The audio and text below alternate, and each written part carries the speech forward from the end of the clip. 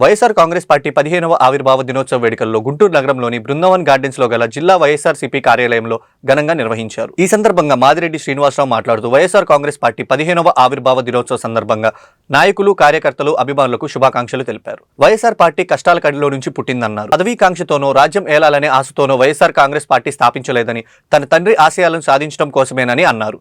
దళిత వర్గాలకు, అనగాని వర్గాలకు పనిచేస్తున్న ఈ పార్టీని లేకుండా చేయాలని అప్పుడు ఉన్న పార్టీలు ఆలోచనలు చేశాయని చెప్పారు. అప్పటి నుంచి ప్రజల్లో ఉంటూ ప్రజానాయకుడిగా 2019లో వైఎస్ జగన్మోహన్ రెడ్డి అధికారంలోకి రావడం జరిగిందని అన్నారు. ఎన్ని కుట్రలు చేసినా ఈ రాష్ట్రంలో పేదవాడి పక్షాన పోరాటం చేస్తున్న పార్టీ వైఎస్ఆర్ కాంగ్రెస్ పార్టీ అని అన్నారు. ఈ రాష్ట్రానికి దిశానిర్దేశం చేయగల ఏకైక వ్యక్తి వైఎస్ జగన్మోహన్ రెడ్డి అని చెప్పారు.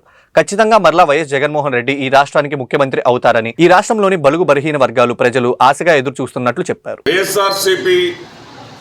15వ ఆవిర్భావ దినోత్సవ శుభాకాంక్షలు ప్రతి ఒక్క జగనన్న అభిమానికి, జగనన్నను మళ్ళీ ముఖ్యమంత్రిగా చూడాలని కోరుకునే ప్రతి ఒక్క వైఎస్ఆర్సీపీ కార్యకర్తకు ఈ సందర్భంగా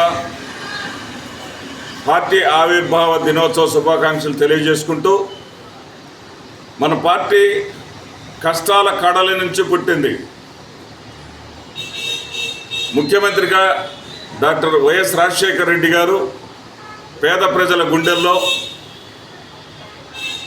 స్థిరమైనటువంటి స్థానాన్ని సంపాదించుకున్న తరుణంలో, పేదలకు అండగా దండగా ఉన్నటువంటి తరుణంలో, కొంత కుట్ర కోణంలో ఆయన మరణం అనేది ఆంధ్రప్రదేశ్ రాష్ట్ర ప్రజల భవిష్యత్తును కకావికలం చేసింది. ఉమ్మడిగా ఉండేటటువంటి ఆంధ్రప్రదేశ్ ఆయన మరణం కారణంగానే రెండుగా విడిపోయింది. అంతేకాదు, ఆంధ్రప్రదేశ్ ప్రజలకే కాదు, రాజశేఖర రెడ్డి గారి కుటుంబాన్ని, ముఖ్యంగా జగన్మోహన్ రెడ్డి గారిని టార్గెట్ చేయటం మొదలుపెట్టారు. ఏదైతే జగన్మోహన్ రెడ్డి గారు పదవి మీద ఆశతోనో, లేకపోతే రాజ్యాన్ని ఏలాలన్న కాంక్షతోనో ఆయన వైఎస్ఆర్సీపీని స్థాపించలేదు. ఆయన వైఎస్ఆర్సీపీని పెట్టింది తండ్రి ఆశయాల సాధన కోసం. ఏదైతే రాజశేఖర రెడ్డి గారు పేద ప్రజల గుండెల్లో వారి గుండె చప్పుడుగా మారారో, ఆ పేద ప్రజలకు అన్యాయం జరుగుతుంది, ఆయన మరణాన్ని జీర్ణించుకోలేక మరణించినటువంటి ఆ యొక్క కుటుంబాలను నేరుగా వెళ్ళి పరామర్శిస్తానంటే సోనియా గాంధీ గారు అడ్డుకోవడంతో, అలా కుదరదు, అందరినీ నీ దగ్గరకే పిలిపించుకొని మాట్లాడు అని చెప్తే, నేను నల్ల కాలువ దగ్గర నాన్న కోసం ప్రాణాలు ఇచ్చినటువంటి కుటుంబాలందరినీ కలుస్తానని మాట ఇచ్చాను, నా మాట కోసం నేను బయలుదేరేది నిజం, బయలుదేరుతాను అని చెప్పి దానిని ధిక్కరింపుగా పరిగణించి చంద్రబాబు నాయుడు గారితో చేతులు కలిపి సోనియా గాంధీ దుర్మార్గమైనటువంటి రాజకీయ క్రీడ ఆడి 16 నెలల పాటు జైలులో పెట్టించినప్పటికీ కూడా మొక్కవోని విశ్వాసంతో ఏదైతే మార్చి 12,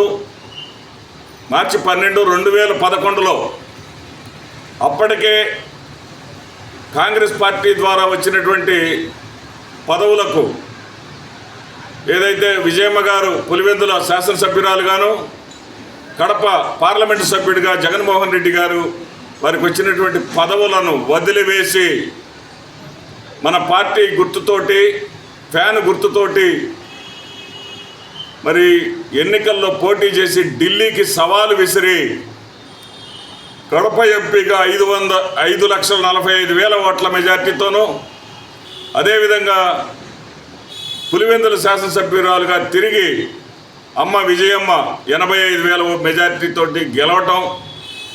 ఆ గెలిచినప్పుడు కూడా జగన్మోహన్ రెడ్డి గారు ఒకటే చెప్పారు, నాతో పయనించే వాళ్ళందరూ కూడా కష్టాలు పడాల్సిందే, నష్టాలు పడాల్సిందే, తెలుగుదేశం కాంగ్రెస్ పార్టీలు ఒకటై వాళ్ళిద్దరే రాజకీయ క్షేత్రంలో ఉండాలి, పేదలకు సంబంధించినటువంటి ఈ వైఎస్ఆర్ కాంగ్రెస్ పార్టీ ఉండటానికి వీల్లేదు, దళిత బ్యానర్ తోటి దళితుల కోసం పనిచేసేటటువంటి ఈ పార్టీని, అణగారిన వర్గాల కోసం పనిచేసేటటువంటి ఈ పార్టీని